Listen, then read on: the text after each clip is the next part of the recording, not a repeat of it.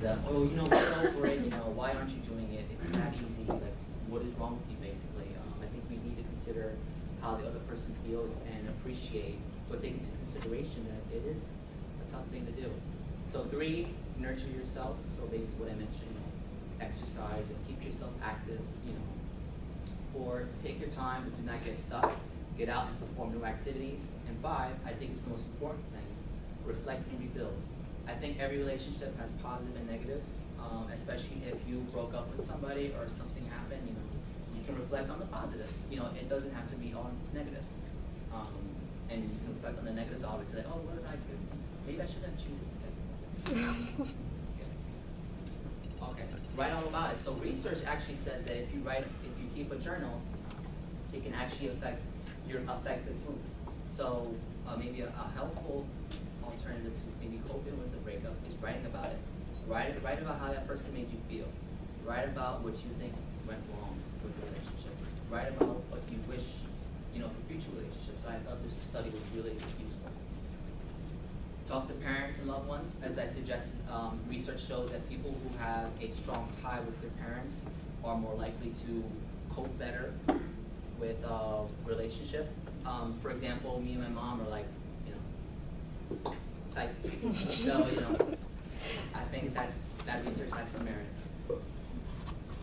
Is that no? No. All right, final thoughts and activities. Wow, you know, we got half an hour to discuss. Okay. So I know this is a lot to take in. So wait. Yeah, we could do this. Okay, so we're gonna do an activity with some strength. I'm going to need some volunteers to come up here. So like basically I'll tell you what it is before you decide to come down here. It's basically an activity where you're going to take a piece of string and you're going to kind of share like an experience you maybe have with a relationship or a breakup. It could be like anything you really want to say. It could be healthy, unhealthy, anything you want to share. Yeah. And you will get a cup or a water bottle for participating. We're going to do it too. We'll start it off. But nobody wants to. What are you going to do? So like you're going to share something about, it could be like even like a friend's experience, it could be your own experience. Briefly like explain something that happened and like you'll understand like the activity at the end and it all connects together. Yeah.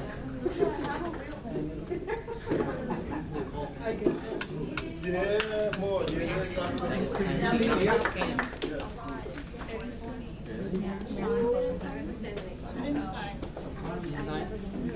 Kim gave me this idea when she did her presentation. And okay, so okay, everyone will stand in a circle. Yeah, look at it. This is my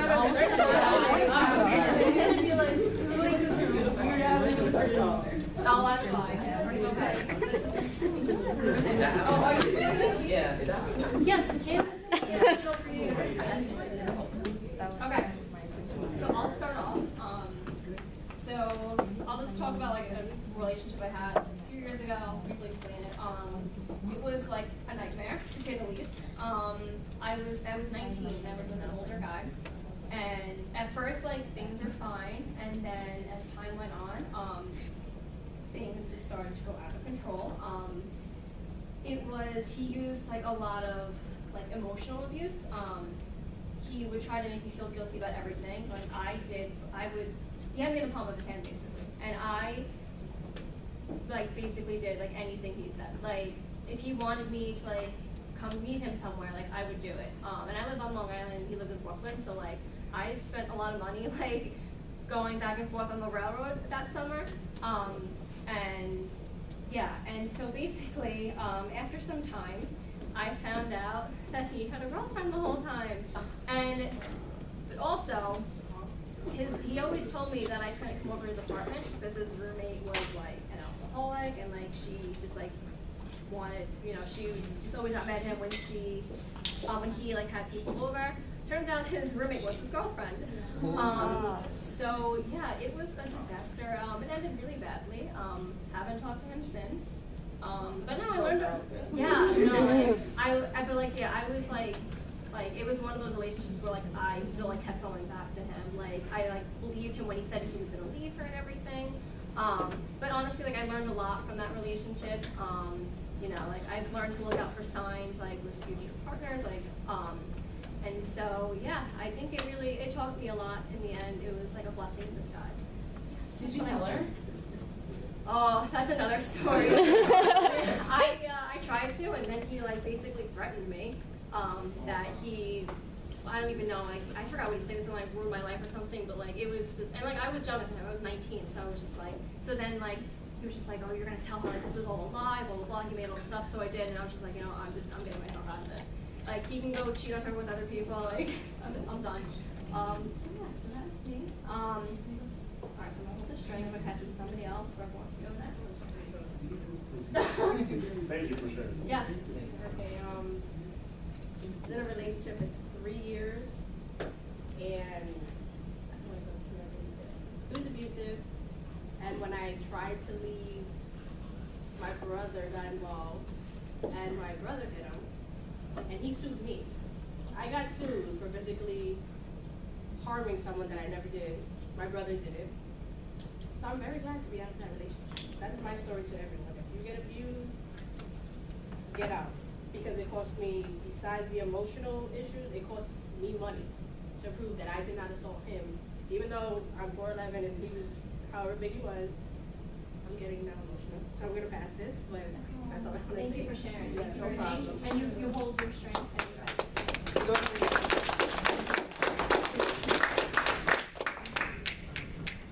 Okay, so mine isn't like that crazy, but everybody has their stories and whatever. I was also in a relationship for 3 years, and as she said before, like me and my ex were literally stuck to each other's asses. We would see each other in the morning, we would see each other after school, we would go over to each other's house, and it was just, it got to the point where like I didn't have a social life, she didn't have a social life, our friends were like one friend. It was just really bad that when it came to like me wanting to see my family or even like just going out to parties, doing like a normal teenage thing, I was just like not allowed to because it was a day that I couldn't see my ex. Getting out of that relationship, it was really, really difficult. It was honestly like it took a while. And then I think this is like an emotional thing. And now I'm with my current boyfriend, and it was like in the beginning where we would see each other every day, and then I told him like, look, this cannot work. I don't want to see you every day. I don't think you should see me every day. I mean, it's sweet. I would love that. I enjoy that, but we're not married. And if I get married to you one day, then yeah, you will be stuck with me every single day. But as for now, if you have friends that you want to go see, please go do that. If you don't have friends and you want to be locked up in your room, then that's okay too. I learned that seeing your partner every single day really does damage. And I know people say like maybe attachment might grow from that, maybe love can grow from that, whatever your opinion is, but I honestly personally feel that seeing your partner every day is not needed. There are other forms of keeping your relationship alive, sending a text, sending like maybe cute things, being spontaneous, or like little things can still keep the relationship alive. And I think going into that 3-year relationship with my ex taught me so much that I'm doing things right by my boyfriend now. I don't know if he's nice.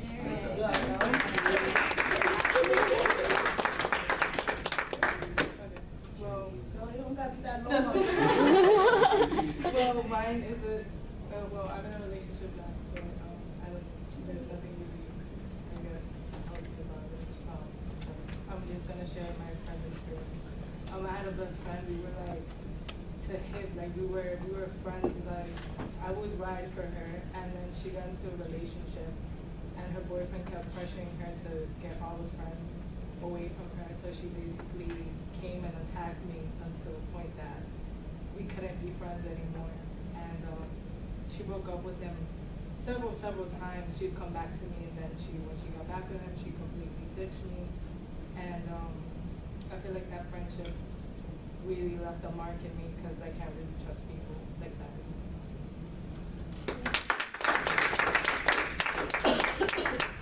So for me, similarly, like it's a friendship experience as opposed to like romantically, but they're both like really intimate in either way. So for like the past 2 years, I had a best friend who basically I spent like a lot of my time, like I grew feelings for him and everything. But then like we kind of like just built a best friendship in a way, and everything turned out pretty well. Like, you know, we're having a good time, we text each other every day, check up on each other, hang out and everything. But then things started to go sour like this year, and perhaps maybe like a month or two ago, I decided to like, now this is where it has to end, because I realized for the past 2 years of my life, I was dealing with a lot of insecurities about myself, insecurities in terms of trusting people. Like, he wouldn't want me to tell some things to people, wouldn't want me to share experiences with other people sometimes. And it's like, I didn't want that, and the signs were very present when I was in that friendship, but I just ignored it. I thought, oh no, we're working, we're gonna be best friends, we're gonna like work on this together, and we're gonna overcome it. And in the end, it was like things got too difficult to overcome. So now I'm here. I'm not over it, but you know, it's gotten way better than it was like 3 months ago.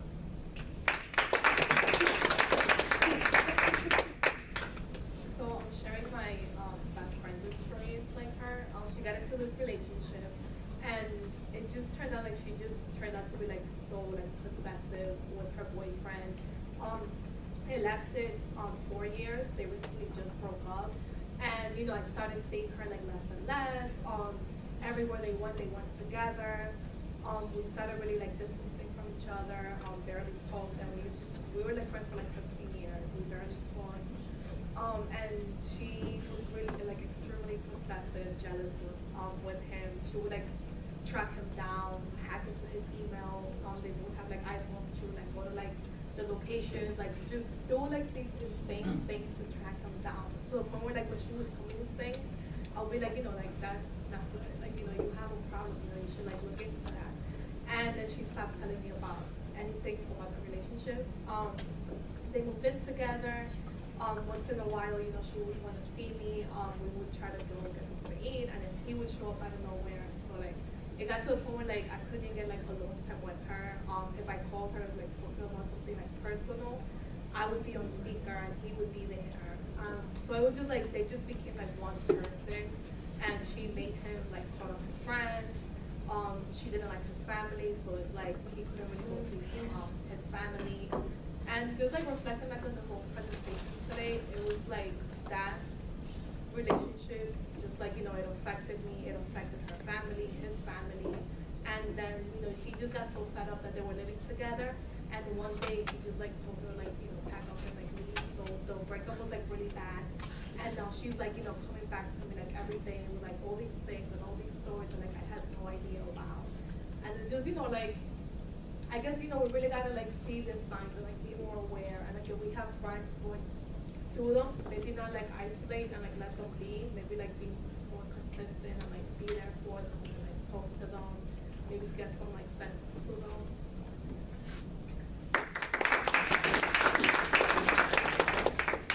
Okay, so mine's actually pretty weird. So I was with him for 12 years. We were best friends for 12 years. We dated for 6 and we were engaged for 2. So we were really one person. We had mutual friends, our family. We literally grew up together since the 6th grade, and he was my soulmate. So what was it, last year? Yeah, 1 year now. He started changing. He started being really different with me, and we would always talk. And he never, ever, ever checked his phone. Like my mother would tell me, like, you don't want to check because you always find something, even if you're not looking for it, you find something. So I'd be like, okay. And I felt something was off, so I would tell my friends, and my friends was like, you have to check his phone. Like, you have to check his phone. So I was like, okay. I checked his phone. Not only did he get extremely mad at me because I checked his phone, but the first message that I saw was from this girl that was in the same group as him here in John Jay. And they were talking and flirting, and she was calling him at like 3 in the morning. They were talking for hours, and I'm just like, what do you have to talk to her about at 3 in the morning? That's not normal. And he was like, no, don't worry about it. It's all in your head. There's nothing wrong. They were only friends. I really like her. He pulled out that she was asexual. Well, there's nothing there. And I was just like, okay. And then one day, she would bring him food, like homemade food with his name written all over, and I was like, this is not friendship. But he was trying to say to me, it's all in your head, it's all in your head. So I started actually believing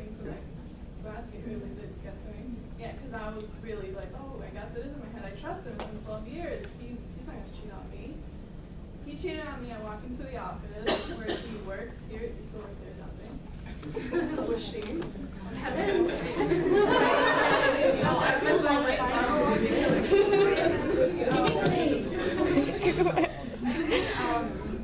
She was sitting on his lap and his hand was in her shirt touching her boob, and I just snapped, and I had food with me, and I just felt like, you know when you cry but you don't force yourself to cry, the tears just kind of come down. So I just walked in, he saw me and he like pushed her, and she kind of like, she didn't see me, and I just walked in, left the food, and turned around and I was like, sorry to bother. I turned around, closed the door, and I ran, and I found my friends, and I was crying, I was hysterical, and he didn't bother to message me, nothing, like he was nothing. And then the next day he was like, are you okay?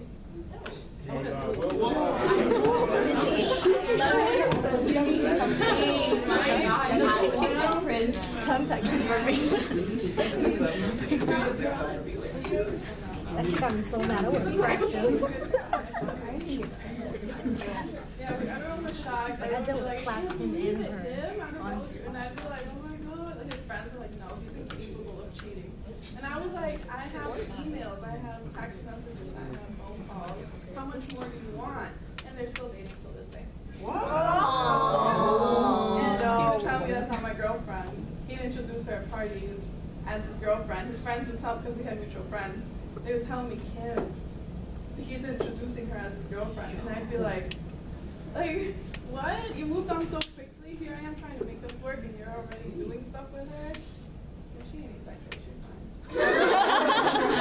I commend you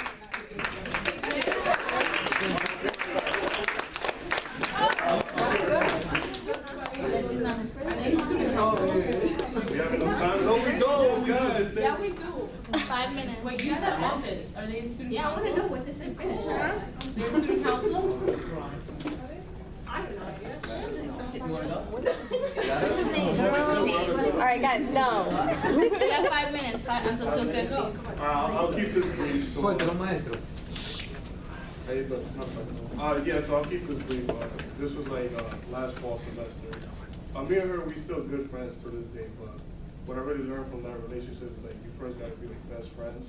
Like you can't rush into it. Like what I noticed, like it was just like real passionate, like real like sex driven, and like you know, after a while it like kind of gets like boring. Like what else is there to do? Like we didn't really do too much. So at one point I was like feeling like I don't feel like there's anything here anymore. And it's not you, it's probably like just me, because I just felt like we were just doing this one thing and just like not moving on. We were not developing like emotionally or like doing stuff together to like grow or like have goals together. So yeah, that was kind of like the relationship was about. So I really learned from that, and then also from now too, like I still love her as a person. Like I still check upon her and see like how she's doing. Like she used to go to school upstate in Syracuse, so I still like I used to drive up there and like see her and stuff like that. But that was like the one thing we only just did. Like after that it was like kind of like silent. So, but yeah, like I still love her from to this day, like as a person, and I still check upon her. So that's what I really learned. Like you really gotta like get to know the person first instead of just like having that one thing in mind. So that's my stuff. That was awkward. How much time do we have? Like 2 minutes. The last activity I had was a song. You guys want to sing the song? You could sing, Anthony. As we exit. I know. Okay. So like Carlos, I think with mine, I learned you can't really force somebody to be in a relationship. Mine.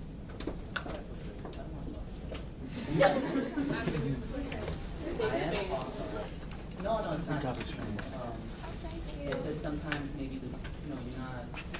They don't give you what you need, and it's not necessarily that she's right or wrong, or I'm right or wrong. It's just maybe you two weren't, didn't have that thing to give to each other, and I learned that if she doesn't want to be with you, then don't be with you, and it's important to respect that. Amen to that. Amen.